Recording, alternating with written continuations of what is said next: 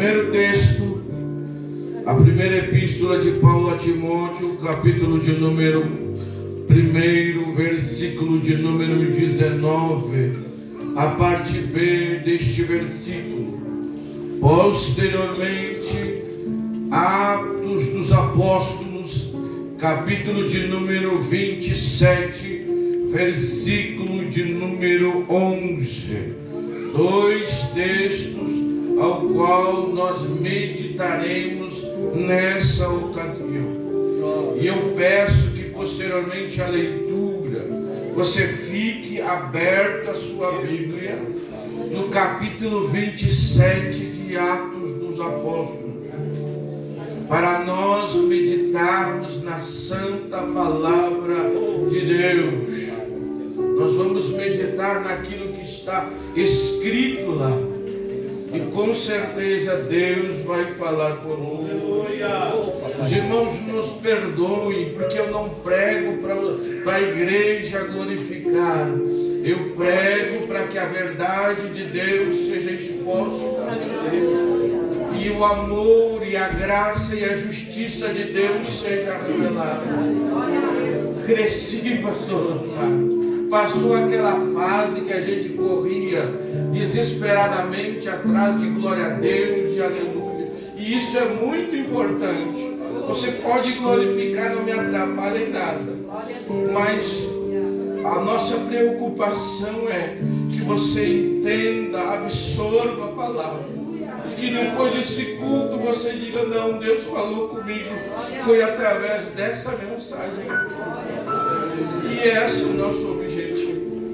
Eu quero louvar a Deus por ele. 1 Timóteo, capítulo 1, versículo 19. Assim diz a palavra. Eu vou ler a partir do todo versículo que diz: conserva a fé e a boa consciência, rejeitando a qual alguns fizeram naufrágio na fé, ao qual alguns fizeram naufrágio na fé. Não esqueça esse versículo aqui, ó. Fizeram, ao qual alguns fizeram naufrágio na fé. Posteriormente, Atos dos Apóstolos, capítulo de número 27, versículo de número 11. Você encontrou Bíblia aberta, depois você senta, você fica com a sua Bíblia aberta e Deus vai falar conosco. Apenas o versículo de número 11. Mas o centurião cria mais no piloto e no mestre do que no que dizia Paulo. Mas o centurião cria mais no piloto e no mestre do que dizia Paulo.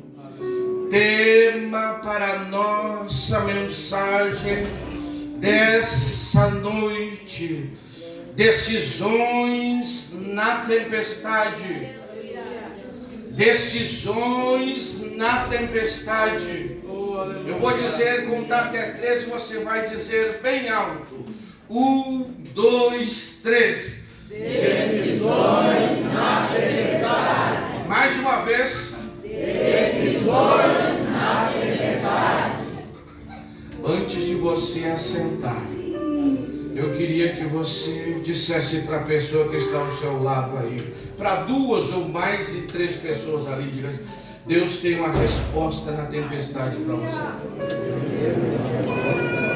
Pode dizer assim: Deus tem uma resposta na tempestade da tua vida. Deus tem uma resposta nos vendavais da tua vida. Você pode dar glória a Deus por essa palavra? Glorifica a Deus e a palavra de Deus. Sente glorificando e exaltando o nome do Senhor.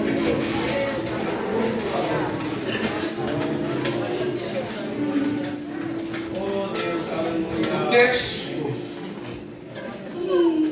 que eu fiz leitura em Timóteo, ele está falando sobre apostasia. Apostasia, biblicamente falando, depois você vai entender o que eu estou falando isso. Ela é dividida em duas partes.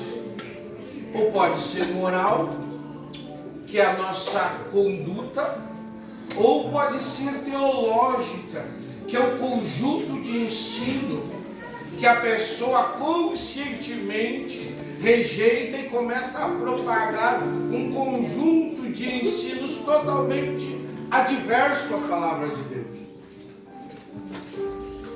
E Paulo, nesse texto, ele diz o seguinte: aqueles que se apostataram, aqueles que se afastaram de Deus e quiseram viver a realidade oposta da fé, eles naufragaram, eles afundaram na fé. Eles estavam numa espécie de embarcação e por as suas decisões acabaram a sua embarcação afundando a cada dia. E eu começo de uma forma bem tranquila e calma, compartilhando com você como uma pessoa começa a naufragar. Quando começa o seu barco a afundar. E eu queria trazer na primeira parte um alerta para você. E depois a segunda parte nós vamos ver o que Deus fala na tempestade. O texto que eu li está falando de um naufrágio literal. Ou seja, Paulo está agora no início da sua viagem a Roma.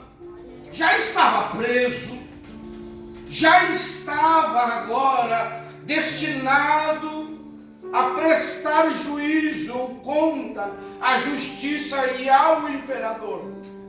Não havia um plano B. Só que Paulo, ele queria chegar a Roma. Era um propósito. E Deus usa daquela embarcação, daquela forma para que ele chegasse a Roma. Só que o que me chama a atenção foi justamente que Paulo ele estava no propósito, estava na vontade de Deus, estava no manto, estava no mistério, como a gente gosta de dizer. Mas isso não impediu que o vento soprasse. Não impediu que a tempestade viesse também sobre ele. Oh, Jesus, aleluia. Mas Paulo, ele dá um alerta. Essa situação que está ocorrendo aqui,